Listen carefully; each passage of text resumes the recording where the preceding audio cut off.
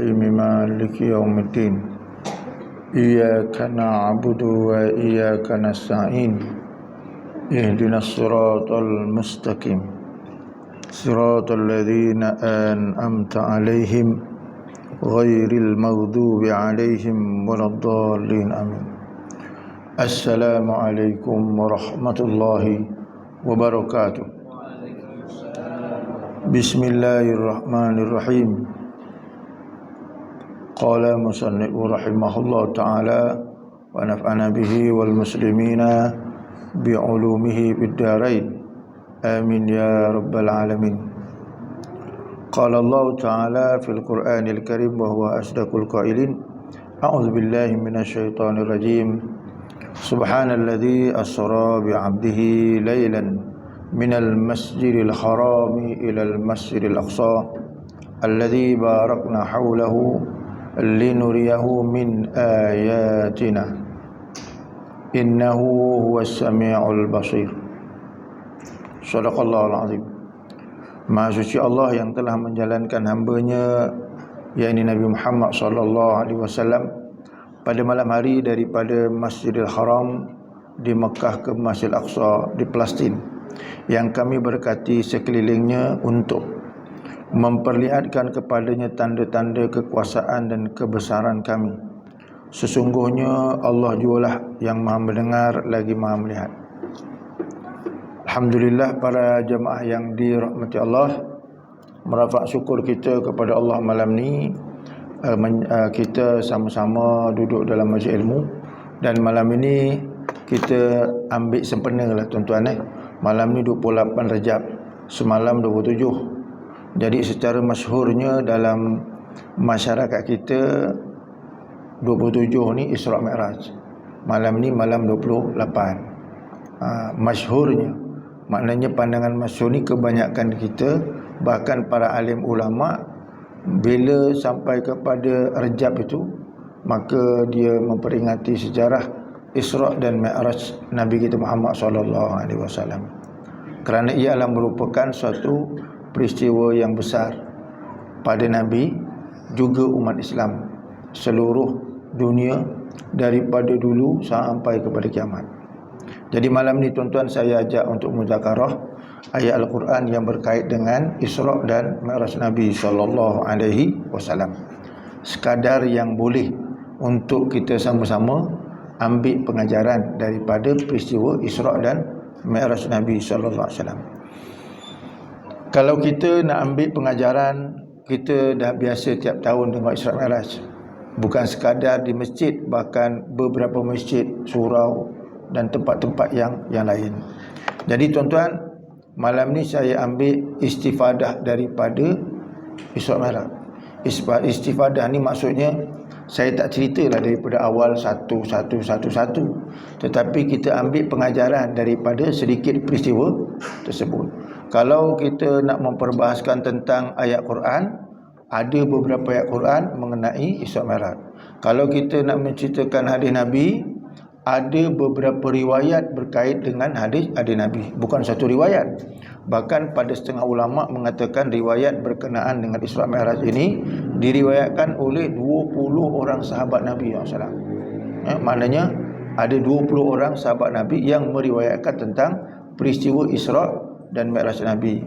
Bermakna kalau 20 tu kira tahapnya kedudukannya mutawatir. Itu hadis. Ayat Quran tu dah memang nas daripada Allah Subhanahu wa taala. Jadi makna peristiwa ini adalah merupakan peristiwa yang memang telah disebutkan oleh Allah Subhanahu wa taala di dalam Al-Quran. Cuma tuan-tuan, saya pada malam ini akan ambil 3 saja daripada cerita itu. 3. Sebab ceritanya panjang. Saya pernah baca satu hadis tuan-tuan. Satu hadis yang menceritakan tentang Isra' Mi'raj.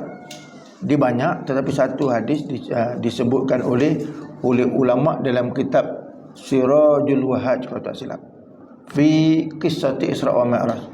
9 hari cerita dekat madrasah. Subuh, zuhur, 9 hari. Hadis satu riwayat tu baru habis.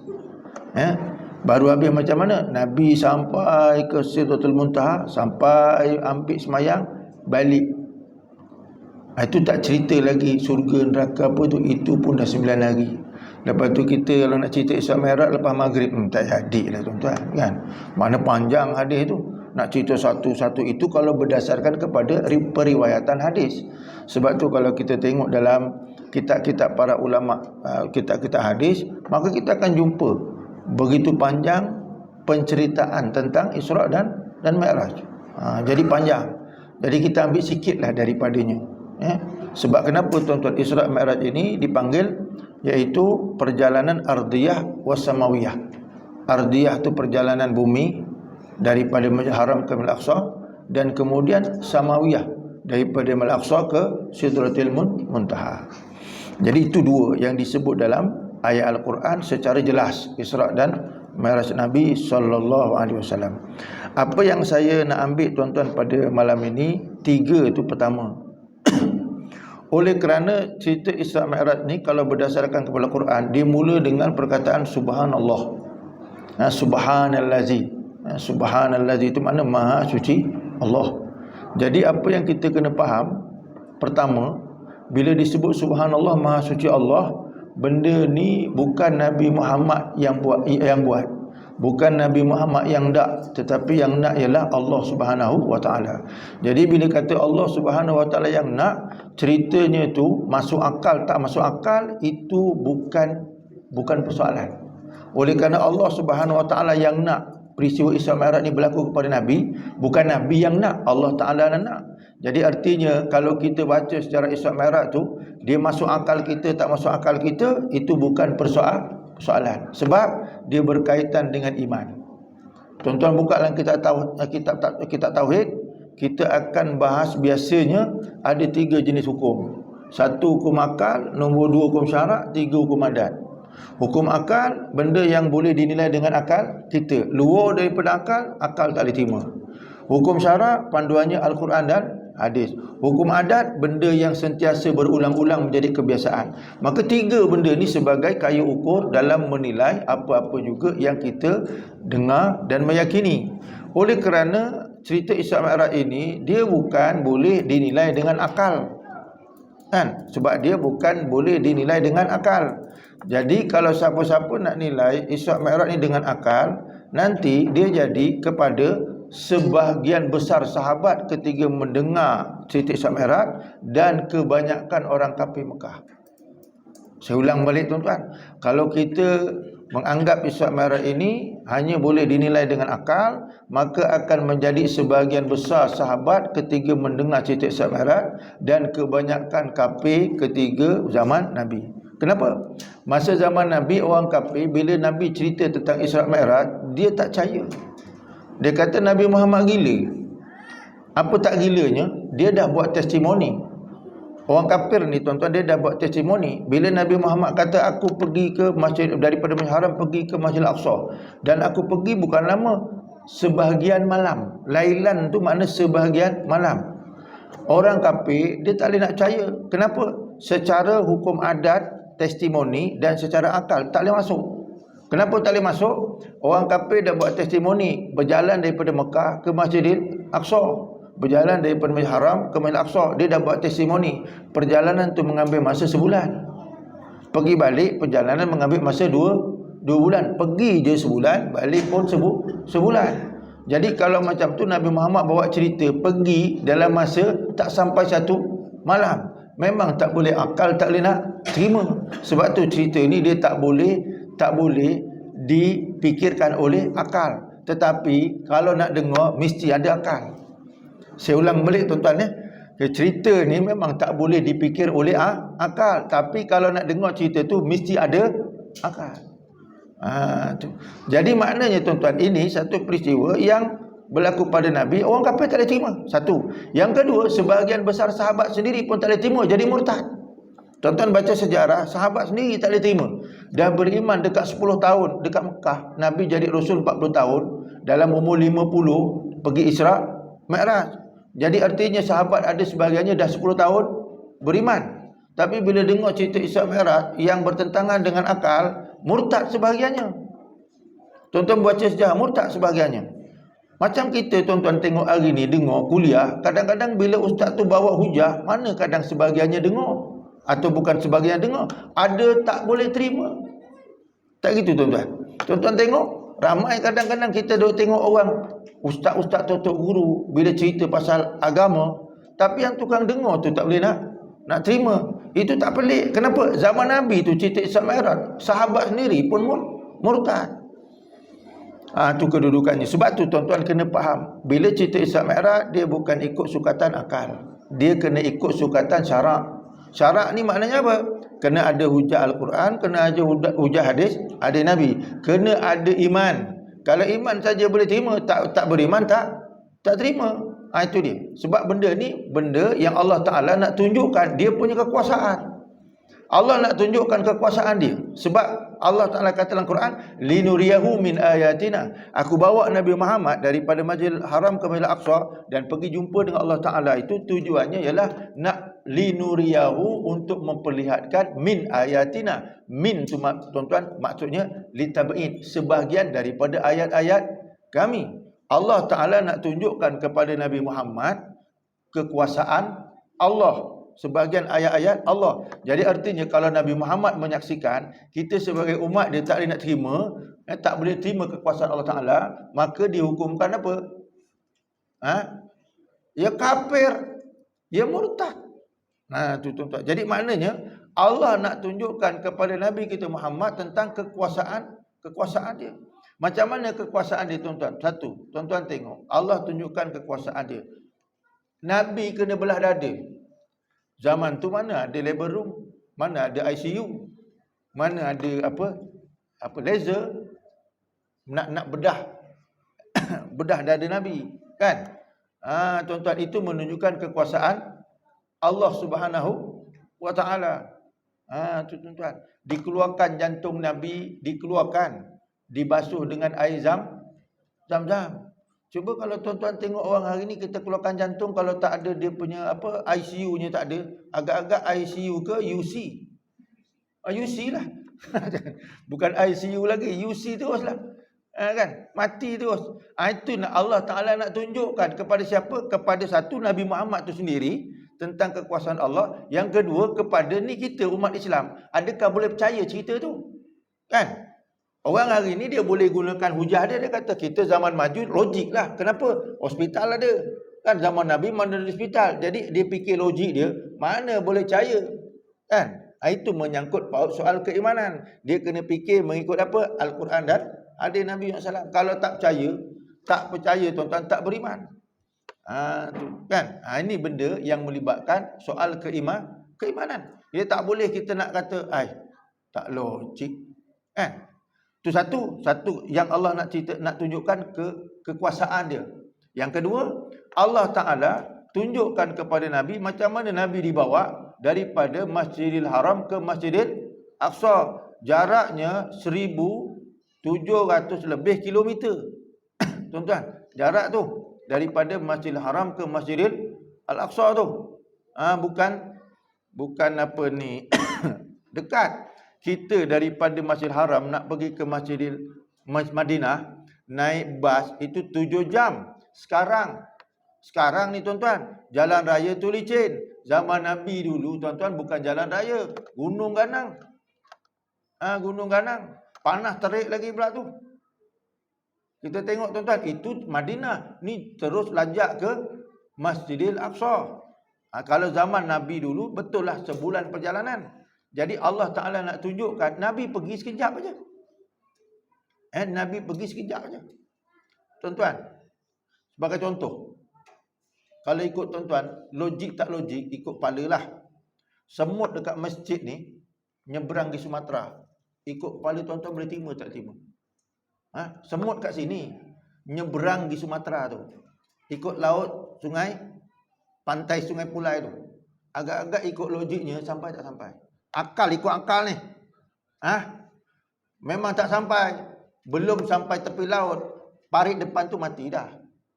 Kan? Tu mati dah. Ikut logik akal. Kan? Tapi juga akal pun boleh pakai juga tuan-tuan. Kan? Habis kalau Kalau semua tu dekat Kocek tuan-tuan pergi naik perahu sampai tak dia? Ikut logik akal munasabah juga. Maknanya secara logik akal pun boleh terima. Apatah lagi ni benda syarak yang diperintahkan oleh Allah. Jadi maknanya benda ni tuan-tuan, dia tengok kalau akal tu tak logik tuan-tuan tak boleh tolak. Kenapa? Sebab apa? Dalam Al-Quran itu perintah daripada Allah Subhanahu Wa Taala. Tu nombor 2, Masjidil Haram pergi ke Masjidil Aqsa. Kemudian Allah nak tunjuk lagi pada Nabi Muhammad, dan untuk kita percaya, naik kenderaan tak serupa macam kita punya kenderaan. Naik kenderaan burak, kan? Naik kenderaan burak ni kenderaan langit, bukan kenderaan bumi, tuan-tuan. Kenderaan bumi ni orang panggil apa? Keldai. Kan disebutkan dalam hadis, dia tak besar daripada bagal, tak kecil daripada keldai. Tapi burak ni kenderaan langit. Kenderaan langit. Dan kenderaan tu pula kalau kita duk tengok, diumpamakan bagal dengan keldai. Kita boleh tasawur atau tidak, tuan? Bergambar atau tidak? Keldai boleh gambar. Tapi Allah nak tunjuk kekuasaan dia. Apa dia?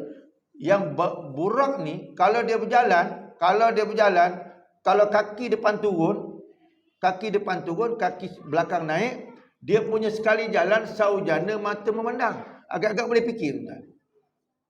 Kalau tengok bagal macam tu punya langkah, bagal dengan keldai, tuan-tuan tengok larinya macam mana? Tak laju kan? Tapi burak ni diumpamakan macam tu, tapi dia punya laju kaki depan dengan kaki belakang, sekali langkah saujana mata tu benda nak percaya tak percaya ikutlah, tuan-tuan. Sebab ini hukum syarak. Benda berkaitan dengan akidah. Allah nak tunjukkan kehebatan dia. Allah nak tunjukkan kehebatan dia. Percaya tak percaya ikut hukum syarak, bukan ikut hukum akal. Tu. Sebab tu orang kafir zaman Nabi, tuan-tuan, bila Nabi buat cerita tak percaya. Sahabat Nabi pun sebahagiannya tak percaya. Kerana cerita zaman hari ni pun orang tak percaya juga. Kemudian tuan-tuan, bila kita dok tengok Nabi SAW pula pergi satu malam, pergi ziarah banyak tempat. Daripada Masjid Haram pergi ke Yasrib, tuan-tuan. Yasrib ni Madinah. Daripada Madinah tu kalau mengikut hari Nabi pergi ke Tursinah. Daripada Tursinah tu pergi ke Baitul Laham. Daripada Baitul Laham tu barulah sampai ke, kalau tuan-tuan tengok map, tuan-tuan, daripada Masjid Haram ke Madinah itu dah 600-700 km. Daripada Madinah tu pergi ke Tursinah. Tuan-tuan tahu Tursinah tu kat mana? Tursinah tu kat mana, tuan-tuan? Apa dia? Palestin. Macam mana pula Tursinah pergi Palestin? Belum sampai Palestin, tuan-tuan. Tursinah ni berada di semenanjung Sinai, kawasan Mesir. Tursinah ni, bukit Tursinah yang Nabi Musa pergi naik atas untuk bermukalamah dengan Allah Ta'ala, maka dia berada di bumi Mesir. Dan bumi Mesir itu pula semenanjung Sinai. Di mana kalau pergi ke bukit Tursinah ni, tuan-tuan, kita akan lihat kat sana perjalanan dia, tuan-tuan boleh pergi ke sepadan 4 negara. 4 negara tu Mesir, Palestin, Jordan dengan Saudi. Boleh pergi sebelah. Melalui pantai Tabah, pantai Nuaibah, sampailah kalau kita tengok tu, tuan-tuan, boleh pergi ke bukit Tursinah. Bermakna daripada Madinah, Yasrib, pergi ke bukit Tursinah. Kalau jalan kaki, naik keldai, sampai ke, tuan-tuan? Ini satu malam punya perjalanan. Ini Allah Ta'ala nak tunjukkan dia punya keajaiban, tanda-tanda kekuasaan dia. Daripada bukit Tursinah tu pergi ke Baitul Laham. Baitul Laham tu tempat lahirnya Nabi Isa alaihi salam. Tuan-tuan, daripada Baitul Laham tu pergi ke Masjidil Al-Aqsa. Itu perjalanan yang dilalui oleh Nabi SAW. Saya, tuan-tuan, pernah pergi berjalan dulu, tuan-tuan, sampai sepadan Palestin. Sepadan Palestin tu pintu border Gaza. Saya pernah sampai. Daripada Kahirah naik ben pelancong lah, tuan-tuan. Daripada sana kita pergi lepas Isyak. Daripada Kahirah, maka kita pergi ke sana sampai betul-betul di sepadan border Rafah pukul 3 petang. Dekat ke jauh, tuan-tuan? Mestilah jauh, kan? Sebab dia melalui Kahirah, kemudian pergi Alexandria, kemudian pergi ke semenanjung Sinai, kemudian pergi ke Rafah, sepadan. Itu perjalanan tuan-tuan, ambil masa lepas Isyak sampai pukul 3 petang. Itu perjalanan dia. Itu perjalanan naik kenderaan biasa. Apatah lagi Nabi daripada Madinah pergi ke Tursina tu. Itu kawasan yang lebih kurang sama dia punya, jauh dia. Jadi maknanya tuan-tuan, di sini Allah nak tunjukkan kekuasaan dia. Kemudian pula naik daripada Masjidil Aqsa pergi ke Sidratul Muntaha melalui 7 lapis langit. Tuan-tuan, kapal angkasa yang naik tu, kapal angkasa, dia sampai ke langit pertama? Tak sampai tuan-tuan, tu tak sampai. Yang orang kata pergi angkasa tu tak sampai. Nabi sampai lapis yang ke-7. Sampai Sidratul Muntaha, bukan Sidratul Muntaha, atas lagi. Hanya Nabi saja boleh pergi. Jibril pun tak boleh pergi. Maknanya tuan-tuan boleh fikir tak otak kita? Tak boleh nak fikir. Tetapi itu adalah lambang tentang kekuasaan Allah. Percaya tak percaya atas iman, atas ilmu. Kalau ekologi tak percaya, canggih-canggih zaman kita ni manusia dengan teknologinya, kapal angkasa pun tak boleh nak menembusi langit. Tapi Nabi SAW sampai. Ini menunjukkan cerita yang pertama yang saya nak sebut, betul lah Allah Ta'ala nak tunjukkan dia punya kehebatan, tanda-tanda kekuasaan dia. Kalau itulah Allah Subhanahu Wa Ta'ala, Tuhan yang kita imani, sebagai satu lambang kepada kita hari ini, maknanya tuan-tuan, tak payah temberanglah dengan kecanggihan semasa. Kan? Tak payah temberang dengan kecanggihan semasa. Dengan senjatanya, dengan teknologinya, dengan apa-apa yang ada, tak payah temberanglah. Tak boleh nak lawan Allah Subhanahu Wa Ta'ala. Yang Allah Ta'ala sebut kepada Nabi Muhammad, min ayatina tu, sebahagian daripada tentang kekuasaan kami. Maknanya Isra' Mi'raj tu hanya sedikit saja yang Allah tunjukkan kepada Nabi Muhammad. Bahkan kekuasaan dan kehebatan Allah lebih pada tu lagi. Itu kedudukannya lebih pada tu lagi. Tapi tuan-tuan jangan jadi orang yang mujassimah dalam menceritakan Isra' Mi'raj ni. Maksudnya apa? Bila Allah Subhanahu Wa Ta'ala pergi, Nabi pergi ke Sidratul Muntaha, makna pergi langit, jumpa dengan Allah Subhanahu Wa Ta'ala, diberikan sembahyang 5 waktu. Tuan-tuan fikir, ini Allah ke atas ni. Kan? Jangan jadi mujassimah. Ini kekuasaan Allah Subhanahu Wa Ta'ala. Tu. Jadi nak fahamnya macam mana tuan-tuan? Nak faham dia. Kan? Nak faham dia mudah aja. Tuan-tuan tengok 2 cerita para nabi. 1 Nabi Muhammad, 2 Nabi Yunus alaihissalam. Nabi Yunus. Ni satu benda yang kita boleh faham. Nabi Muhammad diangkat oleh Allah Subhanahu Wa Ta'ala ke Sidratul Muntaha untuk mendapat kefarduan sembahyang. Nabi Yunus duduk dalam ikan. Beriman kepada Allah, beribadat kepada Allah. Kalau nak kata tuan-tuan, kalau nak kata Allah Ta'ala dekat atas, ni perbahasan dia lah. Habis ketika Nabi Yunus dekat perut ikan tu kat mana? Itu dalam laut, kan? Maknanya Allah Ta'ala ni mana wujud bila makan wala zaman. Wala makan wala zaman. Allah ni wujud, tidak bertempat dan tidak bermasa. Itu kedudukannya. Ya. Jadi jangan silap tuan-tuan dalam memahami itu. Isra' Mi'raj tu Allah nak tunjukkan tentang kekuasaan dia. Dia nak tunjukkan tentang kehebatan dia. Jadi maknanya kita ni hidup pada zaman ni, zaman canggih, tuan-tuan, tak payah rasa hebat lah. Tak payah rasa bangga, tak payah. Allah Ta'ala lagi hebat. Allah Ta'ala tunjukkan tuan-tuan, manusia dengan manusia tu pun orang tak boleh nak lawan, apatah lagi dengan Allah Ta'ala. Contohnya apa? Tuan-tuan tengok perang dekat Palestin tu. Allah dah tunjuk dah manusia yang gunakan senjata paling canggih, Amerika dengan Israel. Tuan-tuan, tapi lawan dengan Hamas menang kalah. Itu senjata dunia tu. Allah Ta'ala kata dalam Quran, waqad makaru makrahum wa indallahi makrahum wa in kana makrahum litazula minhul jibal. Sesungguhnya mereka itu merancang, manusia itu merancang, dan Allah juga merancang. Dan kalau kamu lihat rancangan manusia itu, litazula minhul jibal, rancangan dia sehingga boleh meruntuhkan gunung. Maknanya tuan-tuan, manusia kalau boleh runtuhkan gunung, senjatanya apa? Kalau boleh faham kita lah tuan-tuan, nak tunjukkan kehebatan manusia ni. Manusia gunung yang tersegam indah, tetapi dia boleh hancurkan. Tazul tu mana? Hancurkan, boleh ratakan. Jadi senjata yang paling canggih manusianya apa? Apa dia? Bom atom lah, nuklear. Yang pernah jadi dekat Hiroshima, Jepun tu tuan-tuan.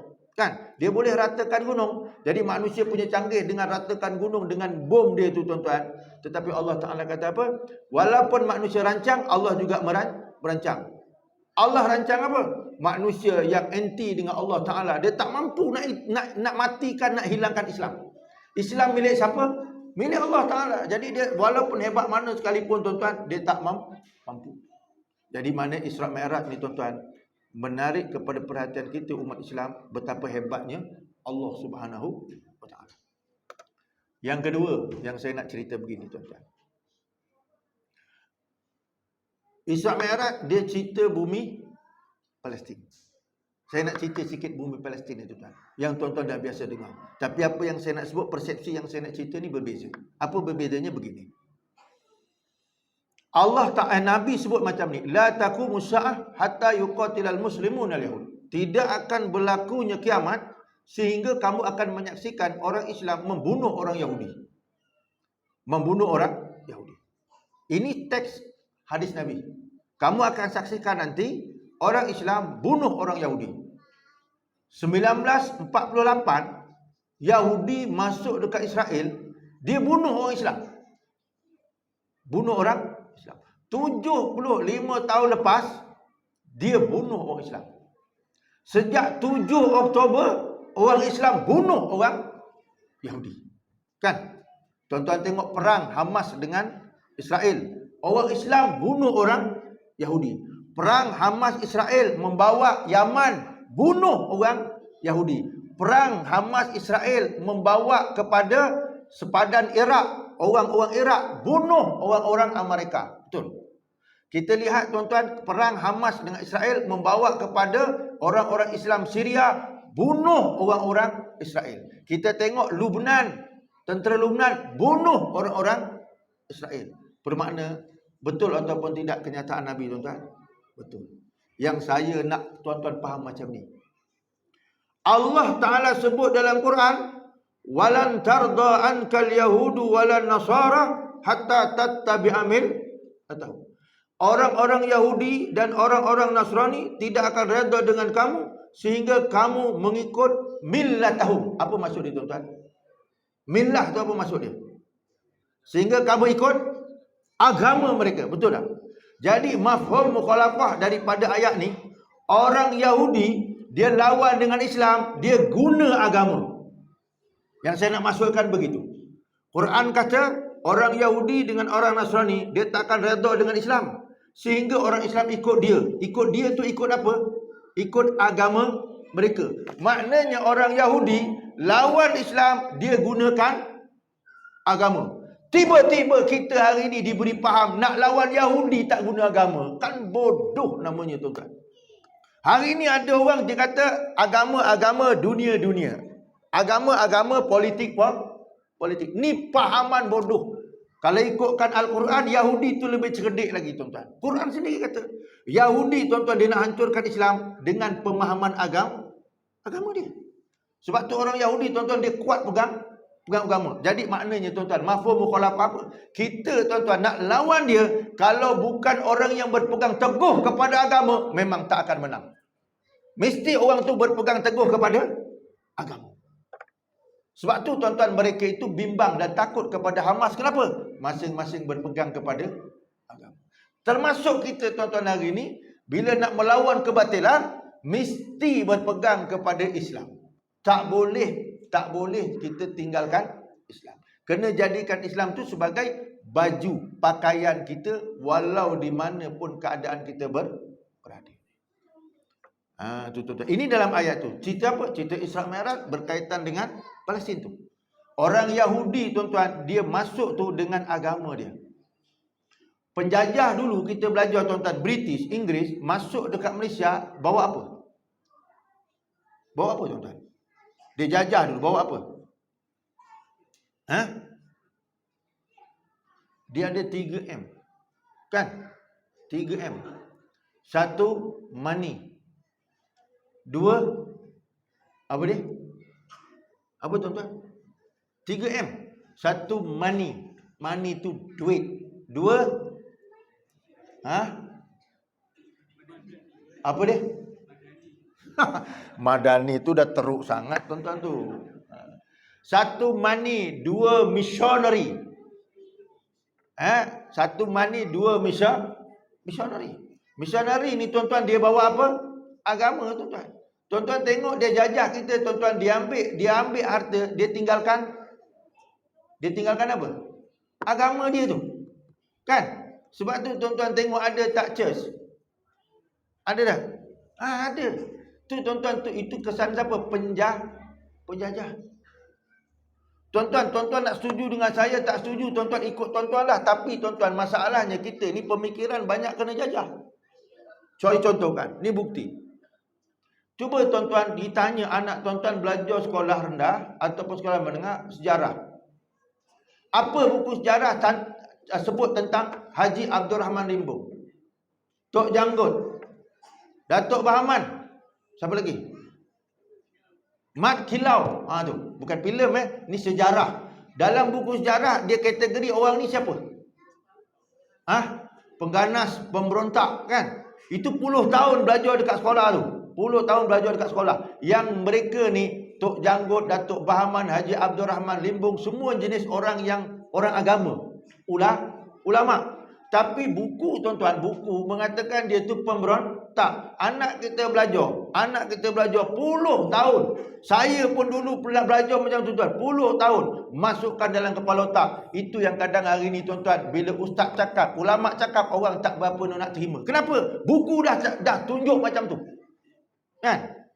Tapi kalau artis cakap, orang dengar. Artis cakap. Pemimpin bercakap, orang dengar. Ustaz bercakap, orang tak berapa dengar. Kalau artis bercakap tuan-tuan, nak tengok tu dekat dengan stage. Tahu stage tuan-tuan? Apa dipanggil apa? Pentas. Ustaz bercakap, nyandor kat dinding. Jauh dengan ustaz. Bukan tuan-tuan, bukan orang lain. Artis tuan-tuan dekat. Kalau ustaz jauh aja. Tu. Kan? Ini masalah tuan-tuan. Kenapa? Kesan daripada pendidikan. Sebab tu tuan-tuan, orang barat dia nak hancurkan orang Islam. Saya pernah cerita pada tuan-tuan, 3 institusi ni dia akan kerjakan, dia akan rosakkan. Apa 3 institusi itu? 1, iaitu institusi kekeluargaan. Dia akan rosakkan institusi kekeluargaan. Apa maksud dia? Anak dah tak kenal siapa bapa, hormat pun tak ada, mak pun tak hormat. Jadi tuan-tuan, kalau institusi keluargaan ni dah rosak, tuan-tuan ingat, anak durhaka masuk syurga? Tak masuk syurga. Satu hal, syurga tak masuk. Anak durhaka hidup berkat ke tidak? Tak berkat. Kan? Ridha Allah biridha walidain. Redha Allah tu berada ketika mana redha mak bapak. Institusi keluargaan dirosakkan. 1. 2, institusi kependidikan. Institusi pendidikan dirosakkan. Itu penjajah. Kesan daripada dirosakkan institusi pendidikan, maka kita tengok tuan-tuan hari ini persepsi orang. Anak pergi bawa sekolah, kalau anak dipukul, cikgu masuk mahkamah. Betul? Zaman sekarang. Anak hantar sekolah, bila anak kena pukul, mata ustaz lebam. Kan? Dekat mana dulu tu? Dekat Pahang kan? Kita tengok anak kita masukkan madrasah, dibakarnya madrasah. Kat mana tu? Kuala Lumpur. Semua cerita tu bukan dekat Amerika, tuan-tuan.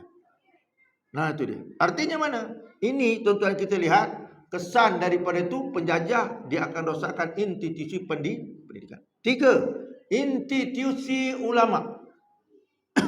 Dia akan hancurkan institusi ulama. Kenapa? Sebab mulut Nabi kata al-ulama warasatul anbiya. Orang nak ikut Nabi ni, Nabi dah tak ada. Jadi contohnya siapa?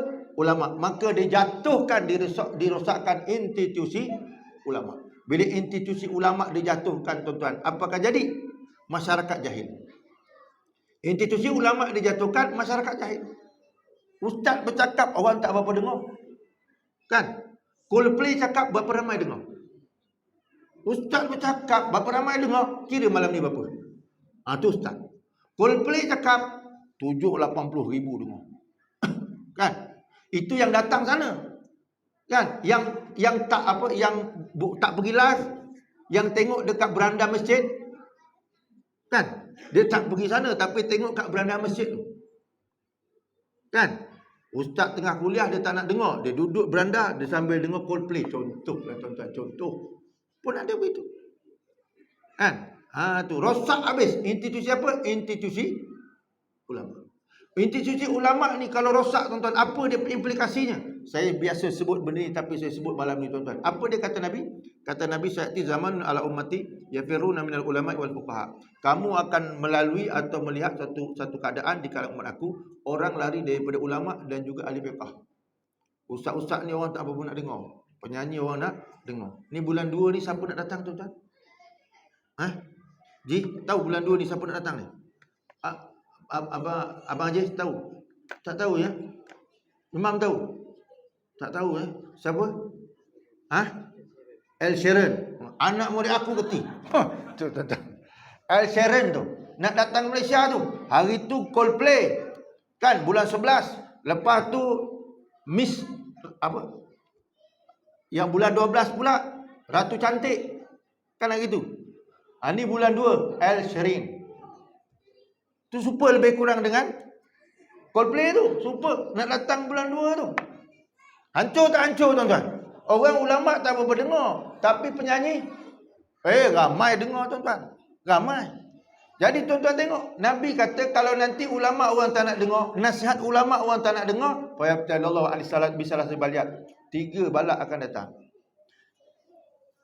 Kita tengok dalam hadis, ulama ni dia kena seiring dengan umarah, dengan pemimpin.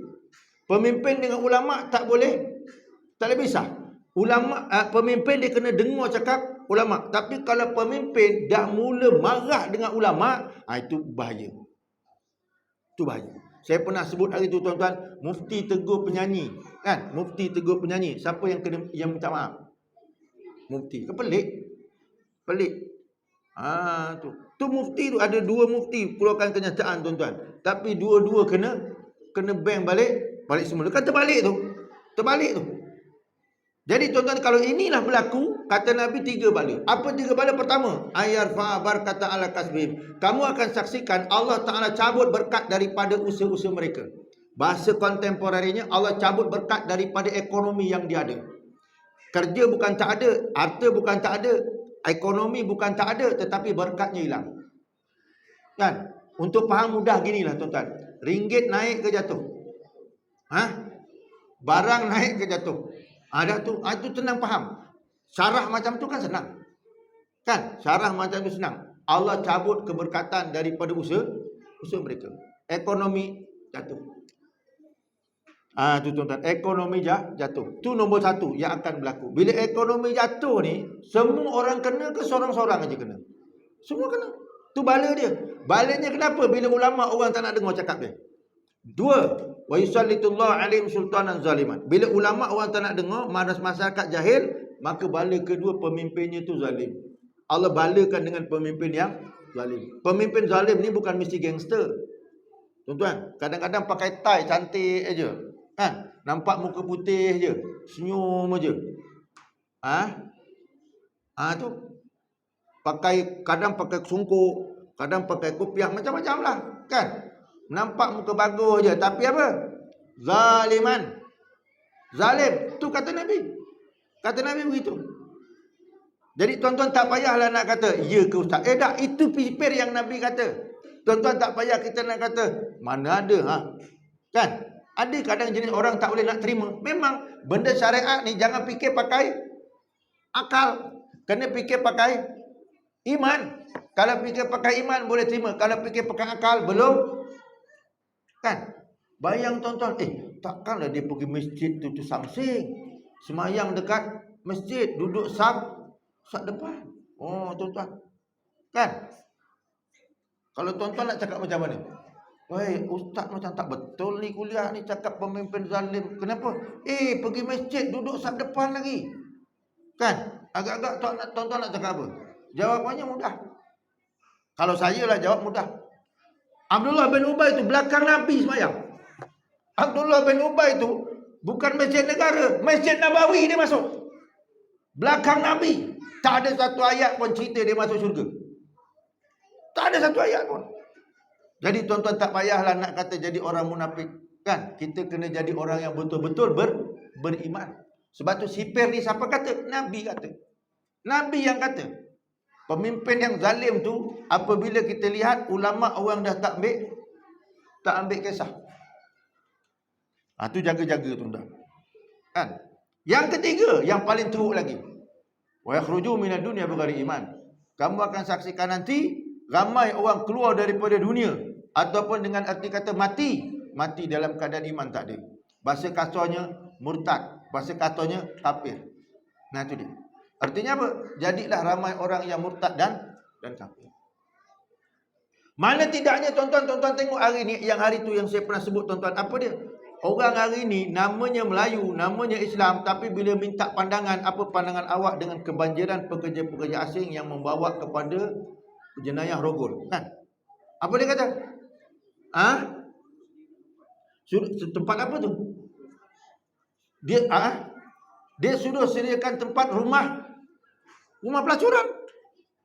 Tuan-tuan, orang Islam, otaknya Islam, namanya pun nama Islam, tapi bagi pandangan yang bukan Nabi SAW 23 tahun dekat Mekah dengan Madinah telah ubah masyarakat jahiliah kepada masyarakat Islam. Berjayanya Nabi, tiba-tiba kita yang jadi umat Nabi, namanya Melayu, tiba-tiba boleh kata buka rumah pelacuran. Tak bodoh itu tuan-tuan.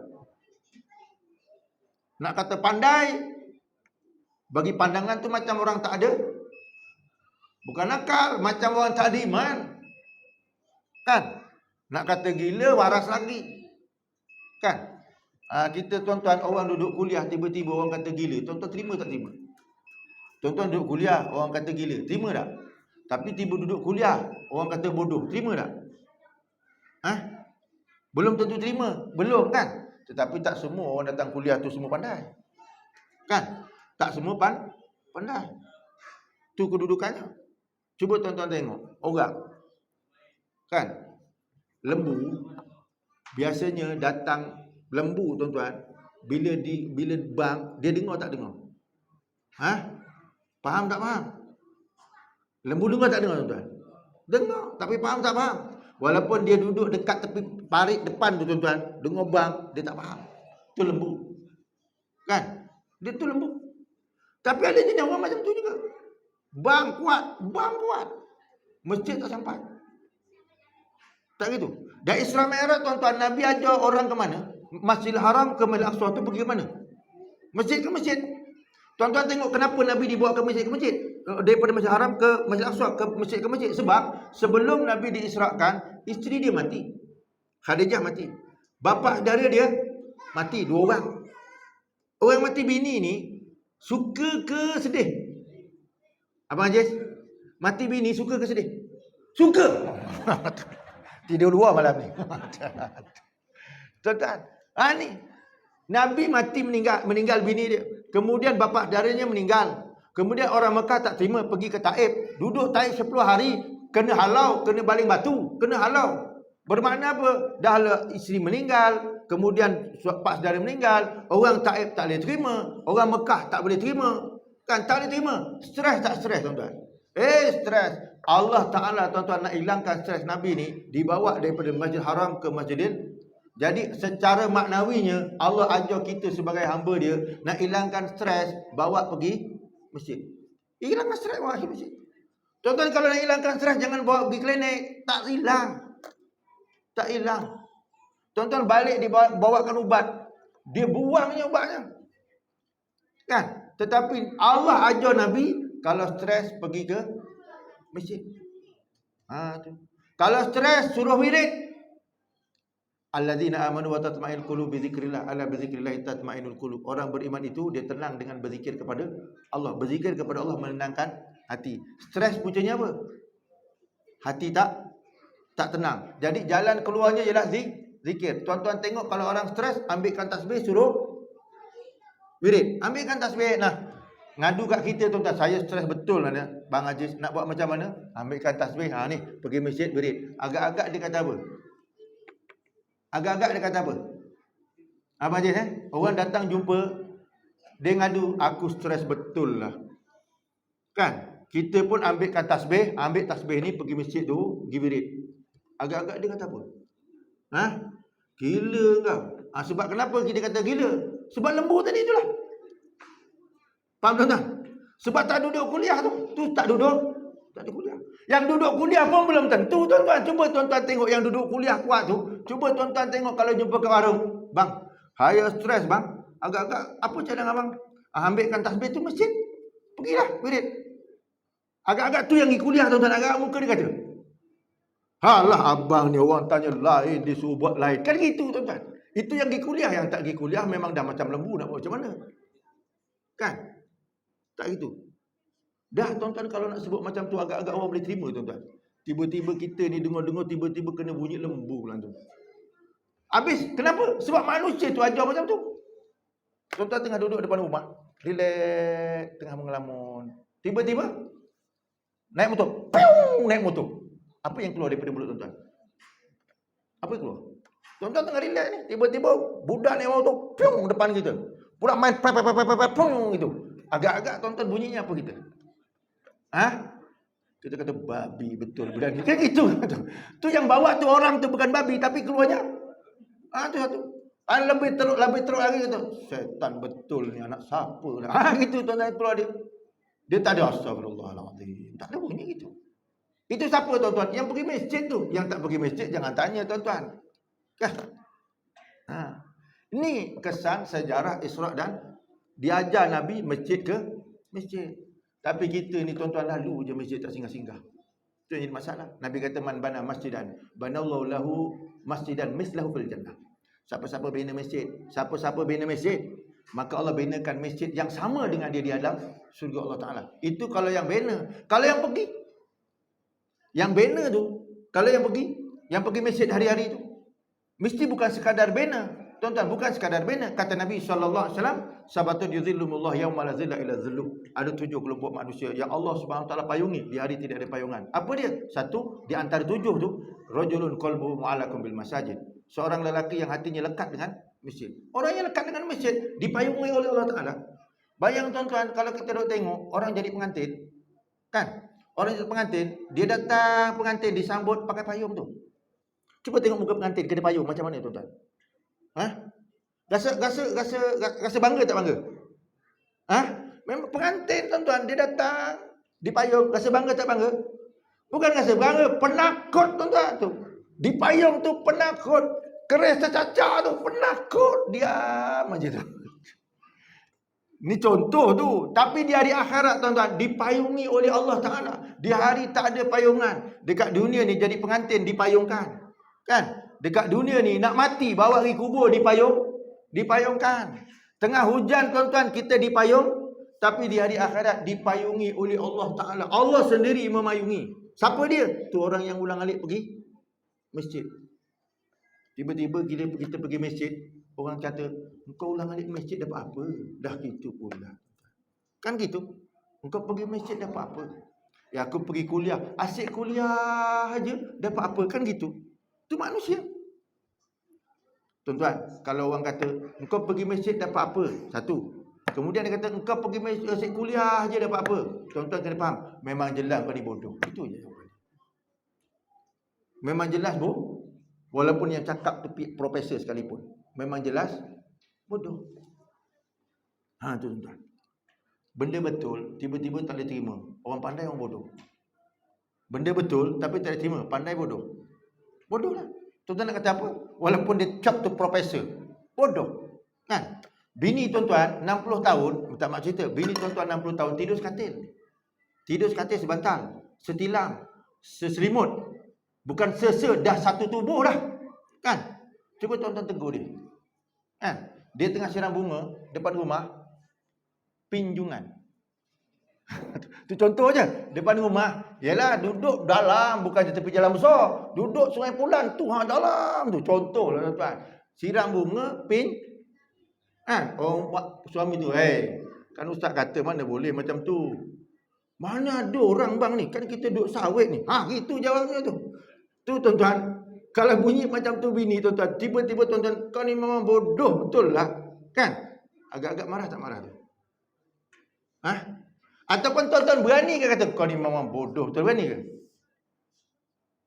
Berani? Memang tidur luar jauh dia.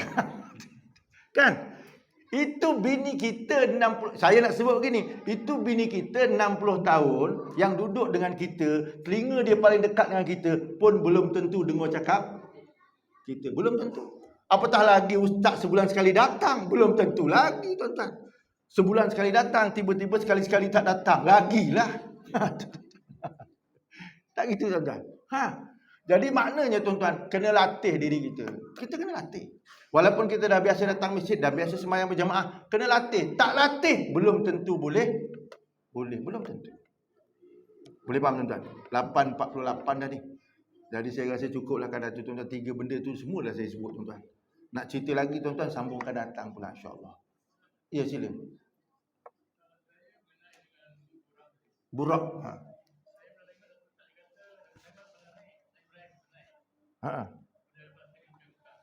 Ya betul. Burak adalah kenderaan para nabi dan rasul. Betul. Nabi Ibrahim alaihissalam daripada Palestin nak pergi Mekah, bawa sejajar pun naik burak. Betul. Itu memang betul. Burak adalah kenaikan para nabi dan rasul. Para nabi dan rasul. Jadi tuan-tuan kena ingat, burak ni bukan seekor. Hak yang Nabi Muhammad itulah saja yang burak yang lama belum khusus untuk Nabi Muhammad. Itu kedudukan dia. Burak itu memang kenderaan para nabi dan rasul. Kalau tuan-tuan bukan. Tuan-tuan bukan. Walaupun tuan-tuan hebat mana sekalipun, tuan-tuan kereta hebat, Harley Davidson sekalipun, ke Lamborghini, ke Ferrari ke tuan-tuan. Apa dia? Bukan tolak, masjid tak nampak punya laju tu. Kan? Ferrari tuan-tuan, Lamborghini tu punya mahal dan punya laju, masjid tak nampak tu. Bukan sekadar apa tu, tembak apa? Tembak laju. Apa? Speed trap. Bukan speed trap je tak dapat tuan-tuan, masjid tak nampak tu. Kalau speed trap tak datang tu patut. Ini punya laju tuan-tuan, masjid tak nampak. Apa dia? Apa tak dengar je? Kancil pun tak nampak dan tu masalah tu. Kan kalau yang kereta yang besar pun tak nampak, kancil lagi tak nampak. Bukan kancil tak nampak, Honda 70 pun tak nampak lagi. Tu yang jadi masalah tuan-tuan. Manusia ni Allah Taala bagi nikmat tapi lupa nak bersyukur dengan Allah Taala. Jadi cukuplah tuan-tuan, fahamlah tu. Kan? Kenderaan kita dah banyak, cuma kenderaan nak mati tu dah siap ke belum? Kan? Kenderaan dunia ni dah lalu. Tukar bertukar, siap tukar tuan-tuan. Kenderaan dunia siap tukar. Siap tukar. Saya pergi satu tempat kat Pahang tuan-tuan, kuliah maghrib. Lepas kuliah maghrib, ada seorang kawan ni tuan-tuan, dia memang tiap kali saya datang dia memang kaki belanja, suka belanja. Maknanya kalau saya pergi situ, dialah tukang belanja. Pergi warung, dia akan belanja. Saya pergi situ 2 kali, dia tak ada. Tuan-tuan, tiba-tiba kali kedua saya pergi, dia bagi WhatsApp, "Ustaz, jangan lupa nanti lepas kuliah kita jumpa dekat warung." Tuan-tuan, dapat mesej tu. 2 kali saya datang, dia tak ada. Selalu ada, tiba-tiba 2 kali datang tak ada. Lepas tu kali kedua datang, dia bagi mesej, "Ustaz, jangan lupa nanti lepas isyak, lepas kuliah jumpa kat warung." Tuan-tuan, hati saya suka tak suka? Geram tuan-tuan. Engkau dekat masjid tak nak jumpa aku, kat warung tak nak jumpa aku. Tak apalah, pergi ke warung. Bila pergi ke warung tanya, "Kau 2 kali aku datang tak ada." "Biasa Ustaz, kita ni tukar kita baru. Sibuk tukar kita baru. Sampai tak sempat nak pergi masjid. Daripada CR-V jadi Honda Civic." Tukar. Saya kata, "Bang, hari tu saya tengok abang pakai Civic ni pun belum lama tiba-tiba tukar. Honda Civic. CR-V tak lama ni Civic pula." Biasa Ustaz, nak rasa-rasa. Nak rasa-rasa. Tuan-tuan, merasa dunia sampai masjid lupa tuan-tuan. Tu yang masalah tu. Kita ni pun macam tu juga kadang-kadang, bila dia bagi rasa sihat sikit pun kadang-kadang masjid tak nampak. Kan? "Ustaz tolong doa saya, Ustaz, saya ni kereta tak ada nak pergi masjid." Kadang-kadang Ustaz datang tu hujan pula. Jadi kalau ada kenderaan tu dapatlah. Doa dapat kereta. Sekali dapat kereta, Ustaz datang, dia tak ada. Mana adanya? Tu air papan. Audition sampai tu. Map dekat kereta tu, siap pasang map, boleh sampai, air papan boleh cari. Tapi Masjid Sungai Pulai tak nampak map dia. Tak macam mana tuan-tuan. Tu yang masalahnya. Bukan sini tuan-tuan, tempat lain. Itu yang kadang-kadang kita ni lupa. Allah Ta'ala bagi nikmat kita banyak, tapi kita lupa. Jadi cukuplah kadar itu tuan-tuan, malam ni kita sambungkan datang insya-Allah. Untuk malam sekadar itu, saya mohon ampun dan maaflah tuan-tuan, bulan depan tak datang. Petang-petang tu saya telefon Abang Aziz. Kan? Bukan sekadar bulan depan, sarang buaya pun saya tak datang. Walaupun macam mana malam ni diizin oleh Allah Subhanahu Wa Taala untuk datang. Biasalah tuan-tuan, kita ni bukan robot, kan? Kadang-kadang Allah Ta'ala beri ujian keimanan. Kepada siapa tuan-tuan? Bukan saya tak datang tu sekadar saya, tuan-tuan pun diberi ujian keimanan. Tu tuan-tuan. Ustaz tak datang hari ni. Kenapa Ustaz? Tak sihat. Okey, alhamdulillah. Kena pula sampai kat hari ni Ustaz tak datang. Ya alhamdulillah juga tuan-tuan. Alhamdulillah. Kan? Sebut alhamdulillah tu dapat pahala. Kan? Jangan tuan-tuan bunyi kata, Ustaz tak datang. Ni aku menyampah ni. Mana iman tu tuan? Itu yang kena faham tu. Ya. Wallahu a'lam, aqulu qawli hadza wa astaghfirullah li wa lakum. Bismillahirrahmanirrahim. Allahumma inna nas'aluka 'ilman nafi'an, qalban khashi'an, wa 'amalan mutaqabbala, wa rizqan halalan thayyiban wa sa'an mubaraka, wa yaqinan shadiqan, wa dinan qayyima. Alhamdulillahirabbil alamin. Assalamualaikum warahmatullahi wabarakatuh. Takbir.